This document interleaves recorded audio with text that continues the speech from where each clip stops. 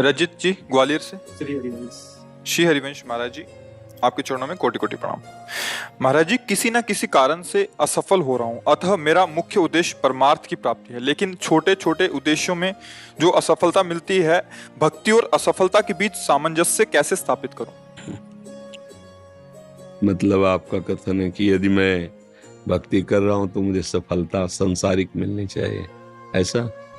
ऐसा नहीं है। मेन उद्देश्य तो सफलता मतलब आत्म सिद्धि है, परमार्थ की प्राप्ति है। लेकिन ग्रस्त जीवन में होते हुए रोटी कपड़ा मकान, अगर उसकी प्राप्ति नहीं हो रही, छोटी छोटी सफलताएं नहीं मिली, तो उसके लिए क्या? आज तक भूखे रहे हो क्या? नंगे रहे हो क्या? आप समझो, मेरे प्रभु जो है इतने करुणा में कि हम आप तो मनुष्य हैं, जो पशु पक्षी हैं, कीट पतंगे हैं, बहुत सी ऐसी योनियां हैं जिसको हम देख भी नहीं पा रहे, प्रभु उनको भी भूखा नहीं रखते। उनका नाम विश्वम्बर है। अब हमारी चाहतों की सफलता है। बात समझो, आपने जैसे सहज में कह दिया रोटी कपड़ा और मकान, तीनों से आप खाली नहीं हैं। ईमानदारी से बोलो, जिस दिन तुम नंगे घूमे हो और जिस दिन तुम्हें छत के नीचे न रहने को मिला हो और जिस दिन तुम भूखे रहे हो, वायु न मिली हो, जल न मिला हो सकता है अन्न न मिला हो, लेकिन प्राण पोषण के लिए दो आवश्यक है, वायु और जल, है ना? अब हमारी बात असलियत में, हमारी जो शरीर पोषण जीने की आवश्यकता है वो तो सबकी पूर्ति हो रही है। आप देख लीजिए, चाहतों की पूर्ति शब्द। हेले, हम लोग क्या करते हैं कि असली ज्ञान को छुपा करके नकली बात बोल देते हैं, जिसमें सब हाँ में हाँ मिला दे। ये नकली बात है कि हमें रोटी कपड़ा और मकान तो चाहिए, पक्का प्यारे वो पशु पक्षियों को भी देता है। घोंसला बनाने की, आप देखो उनके घोंसले कैसे बने, आप बनाने में फेल हो जाएंगे। नहीं फेल हो जाएंगे? कैसे वृक्ष में कैसे हिलगा के घोंस, उनको बुद्धि दी, किस स्कूल में जाके सिखाया उन्होंने? हरि ने दी, हरि ने। तुम अपने वास की व्यवस्था कैसे करो, ऐसे बना दिया। भोजन की व्यवस्था उनको सिखा दिया। कोई भी सृष्टि में ऐसा नहीं है जिसका माता की तरह भरण पोषण भगवान ना करते हो। हाँ, अलग अलग जिनको जैसा भगवान ने। अब हमारी जो असफलता है उसमें हमारी चाहत है, मैं कपड़ा तो पहनूं पर ऐसा पहनूं, समझना, रोटी तो खाऊं पर ऐसी खाऊं, मकान तो हो पर ऐसा हो। समझ पा रहे हैं आप? अब इसके लिए हमारा कर्म कार्य करेगा। पूर्व का प्रारब्ध यदि हमारा बहुत बुरा है तो आज तुम बहुत अच्छे आदमी हो, अच्छे मार्ग में चल रहे हो, वो आपको बाधा पहुंचाएगा, आपको सहना होगा। समझ रहे ना? वो आपको बाधा पहुंचाएगा। अब जो ये नाम हम आपको बता रहे हैं कि नाम जप कीजिए, धर्म से चलिए, वो युद्ध करेगा उस प्रारब्ध से, आपको वो गिरने नहीं देगा, आएगा। आप जो कार्य कर रहे हो उसमें सम्यक जो फल मिलना चाहिए नहीं मिला, आपको असंतुष्टता होगी, क्योंकि आपने ऐसे पूर्व में कर्म किए हैं। अब वो आपको बाधा पहुंचा रहे हैं, लेकिन आप भजन कर रहे हो ना, तो आपको निरुत्साहित होने नहीं देंगे। चलो, एक कर्म निष्फल हुआ, दूसरा हम 100 बार उसका अनुष्ठान करेंगे। कितनी बार निष्फल होगा? एक दिन तो सफल होगा ही नहीं, निकल जाओगे, निकल जाओगे। सफलता तुम्हारे चरण चूमेगी। प्रारब्ध कोई देवता नहीं है, हमारा किया हुआ पूर्व कर्म है। हम नया कर्म इतना बलवान करें कि उसको रौंद दे। बात समझे? और उसके लिए अब छोटी मोटी बात नहीं काम करेगी, छोटा मोटा कर्म काम नहीं करेगा। डट के हमें धर्म और डट के भजन विध्वंस करके, अगर विध्वंस ना होते तो फिर मोक्ष कैसे होता? मोक्ष को मतलब जानते हो? सब कर्म नष्ट हो गए अनंत जन्मों के, और इस जन्म के भी बिल्कुल मोक्ष, मतलब बिल्कुल मुक्त, अब कोई बंधन नहीं हो, भगवान का स्वरूप हो गया। तो हुआ तो इसी जन्म में, जो हमने साधना की, जो भजन किया, जो चिंतन किया, जो सत्संग किया, मारा इसने पूरी आग लगा दी। कर्मों को, संचित कर्म विध्वंस हो गए, जमा गोदाम। क्रियमाण जो कर रहे हैं ये चिपकाव फसाव वाले नहीं हुए, क्योंकि ये सब समर्पित कर दिए भगवान को। प्रारब्ध आया, भजन के बल से उसको भोग रहे हैं, वो हमें परास्त नहीं कर सकता, निकल गए आगे। सुदामा जी की दशा क्या थी? नहीं थी, ये भी व्यवस्था नहीं थी। परिणाम में क्या हुआ? जैसी द्वारिकापुरी वैसी सुदामापुरी। फल की चिंता मत करो तुम। असफलताएं और सफलताएं ये हमारे मार्ग की पड़ाव हैं, कोई गर्मी वाला, कोई सुखद वाला। मार्ग का चलने वाला पथिक इन पड़ावों में फंस करके अपने मार्ग को नहीं भूल जाता है। असफलता तुम्हारे जीवन की सफलता का स्वरूप बनेगी। बस डट करके ऐसा भजन करो, सत्कार्य करो जिससे पूर्व प्रारब्ध नष्ट हो जाए। सच्चाई की, अध्यात्म की बात यह है। अब चोरी, हिंसा, अधर्म आचरण तो वो तो पूर्व प्रारब्ध है ही, नया कर्म भी बिगड़ गया, दोनों मिलकर फिर आपको जीना मुश्किल कर देंगे। और होता है, देखो ना, पिता को मार डाला कि जल्दी मरे, हम इस प्रॉपर्टी का दे। पिता को मार डाला, आप जेल गए, संपत्ति यूं ही पड़ी है, तीसरा उसका भोग कर रहा। विवेक खत्म हो जाता है। विवेकवान बनो, जैसी भी परिस्थिति हो उसमें राजी होना सीखो, वो आपके ही कर्म का परिणाम है। और ऐसे नवीन कर्म करो कि विध्वंस कर दो उस प्रारब्ध कर्म को जो तुम्हें झुकाना चाहता है, मिटाना चाहता है। हमारी प्रार्थना को अगर आप समझोगे तो आगे बढ़ोगे। अपना ही कर्म कोऊ न काहू के सुख दुख कर दाता, निज कृत कर्म भोग सुन भ्राता। तो बोले संतों के पास क्यों जाया जाता है? यही समझने के लिए। अब हम क्या करें जिससे हमारा कर्म हमको परेशान न कर पाए? वो है ज्ञान, वो है भक्ति, वो है भगवान का आश्रय। जब घर में भोज आते हो, भिक्षा भी नहीं मिली, तो पत्नी पूछती कि बच्चों को कैसे जिलाएं? तो तुलसी दल उतारते, ठाकुर को भोग लगाते, आधा आधा तुलसी दल। उनका एक मित्र था जो धनी के यहाँ वो पुरोहित कर्म करता था, डोली में बैठ के निकलता, पालकी में। वो कहता है, सुदामा जी हमारे यहाँ जो सेठ है ना, उनके यहाँ चलो, थोड़ी देर श्लोक बोलना। सब व्यवस्था उनका।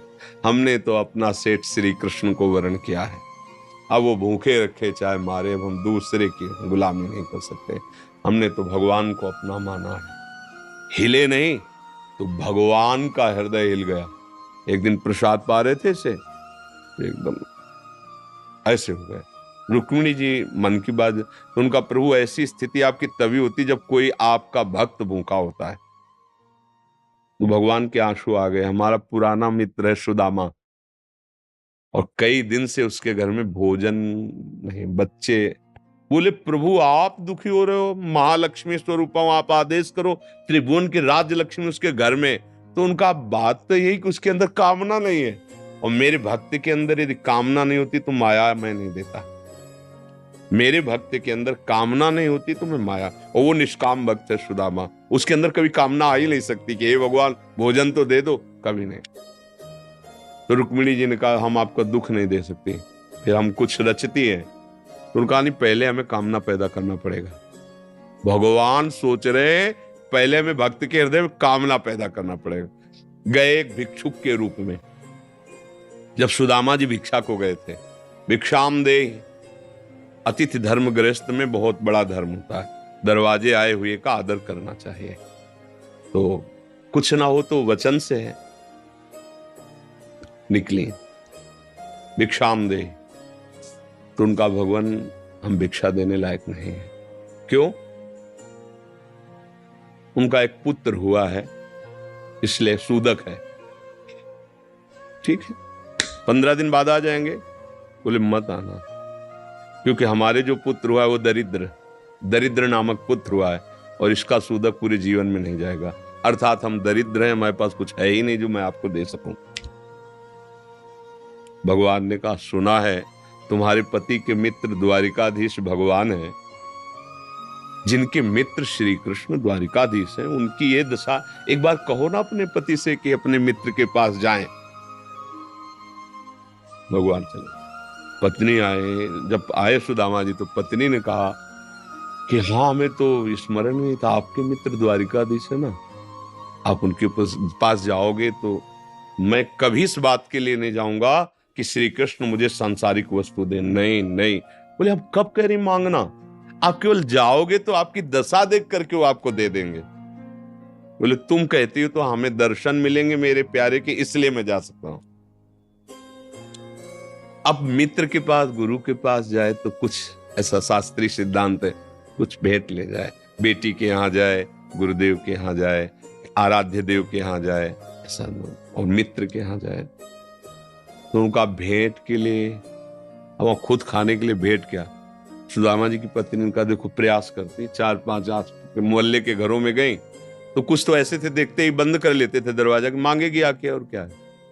थोड़ा एक प्रिय भाव रखती थी। तो कहा हमारे पति द्वारिकाधीश से मिलने जा रहे हैं, कुछ उनकी भेंट के लिए। तो सूप होता है, सूप से जैसे पछोरा जाता है, अच्छे चावल पीछे हो जाते हैं, टूटे वाले आगे हो जाते हैं। वो टूटे हुए तंदुल जो वो दिए, किया ले लो आप। वो तंदुल लिए 3 मुट्ठी। अब उनके पास अच्छी रुमाल भी नहीं थी, क्योंकि सब पैसे से होता है, गरीब, इतने गरीब। अपनी फटी हुई कपड़े की धोती, उसमें चावल। पूरा बहुत बड़ा चरित्र। पर जब भगवान के द्वार में पहुंचे, तो जहां ब्रह्मा और शंकर भी खड़े रहना होता है, वो द्वारिकाधीश का वैभव। द्वार पाए दरिद्र ब्राह्मण, फटी सी, इतनी बीमारी है, ऐसा शरीर है, आंखों में भगवत तेज समाया हुआ है भगवान। तो उनका भैया, एक बार तुम अपने स्वामी से कह दो जाके कि सुदामा नाम का कोई आपका मित्र आया, बस ऐसा। पार्षदों ने बड़े दयालु हैं। पार्षदों का आप यहीं तब तक खड़े रहिए जब तक हम ना आए। और भी पार्षद थे। एक दौड़ते हुए गया, जय जयकार हो प्रभु। कोई एक दरिद्र ब्राह्मण वेश में है, और वो सुदामा कूद पड़े भगवान। ब्रह्मा शंकर को भी इंतजार करना पड़ता था, लेकिन सुदामा नाम सुनते ही भाग पड़े भगवान।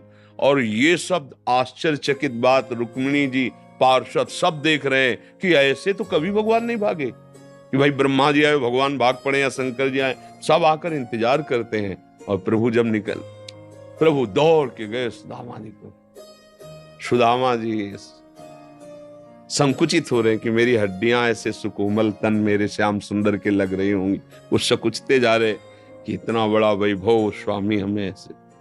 भगवान ऐसे अपने हाथ से चरण पखारे सुदामा जी के, थाल रखकर।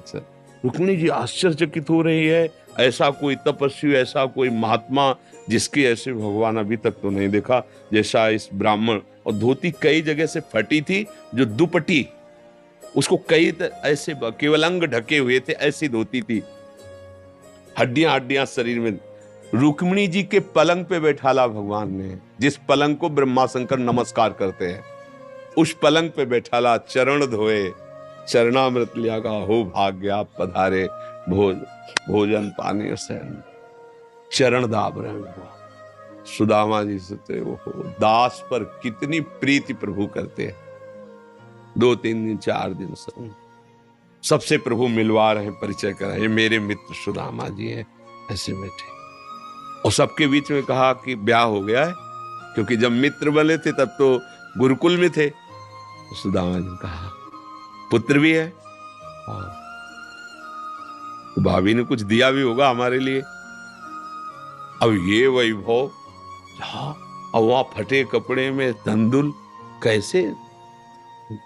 बोले देखो पहले चूक की थी, गुरु माता ने चले दिए थे हमारे लिए, और फिर चूक कर रहे हो, कुछ दिया है? अब भगवान ने ऐसे हाथ पकड़ा, उनका उठाया, इतने स्वादिष्ट कीमती वस्तु तुम छुपाए रखे हो। खोला, उस फटे पुराने कपड़े में लपटे हुए तंदुल, रोमांच हो रहा है भगवान को। रुक्मिणी जी देख रहे हैं कि ऐसी प्रसन्नता से तो 56 भोग भगवान नहीं पाते द्वारिकाधीश, जैसी इस गरीब ब्राह्मण के तंदुल पार है भगवान। दूसरी मुट्ठी ली, तीसरी में रुक्मिणी जी ने हाथ पर, प्रभु बस इतना काफी है इनके लिए। 2 मुट्ठी में 2 लोग का वैभव सुदामा को। प्रगट में 25 पैसे भी नहीं दिए, एक भी वस्तु ले। 3-4-5 दिन आनंद लिए। फिर सुदामा जी से कहा कि तो भगवान ऐसे चले। सुदामा जी ने सोचा कि प्रगट में तो कुछ दिया नहीं, हमें लगता विदा करने चल रहे हैं, तो कुछ अगर 2-4 असरफी भी होंगी तो खान पान व्यवस्था तो चली जाएगी। भगवान ने कहा जो अच्छे अच्छे कपड़े पहनाए थे, रास्ते में कोई उतार सकता है तो उतार दो, अपनी धोती पहन लो। यहाँ पर धोती पहन। रास्ते बोले आप इधर से ऐसे जान, फिर वहां से मुड़ जाना। बोले हम तो आए थे तो रास्ता तो जानते ही प्रभु, चले जाए। और रास्ते में सोच रहे मेरे मित्र कितने कृपालु हैं, मुझे इसलिए नहीं दिया कि ये कहीं मेरा चिंतन छोड़कर धन का चिंतन न करें। हे श्री कृष्ण, सदैव आप जैसा ही मित्र मिले। सोचते सोचते आए, आए तो देखा फिर वही द्वारिकापुरी। बोले मेरी बुद्धि मारी गई है कि वास्तविक यहाँ कोई रचना हो गई। यहाँ तो हमारी एक छोटी सी कुटिया थी, ऐसा ऐसा। देखा कि उनकी पत्नी जो है स्वर्ण थाल लिए दास दासियों से आरती उतारने। तो उनका तुम कौन हो? तो उनका आपकी दासी हूं, आपकी पत्नी। ये सब बोले जिनके पास गए थे ना उन्होंने सब अश्रुपुलकित हो रहे कि वास्तविक तेरे दरबार की आली निराली शान ये देखी, सखावत खुद तेरी गलियों में चक्कर काटते देखा, फैलाया हाथ जिसने तेरे दरबार में आकर तुझे देते नहीं देखा, मगर झोली भरी देखी।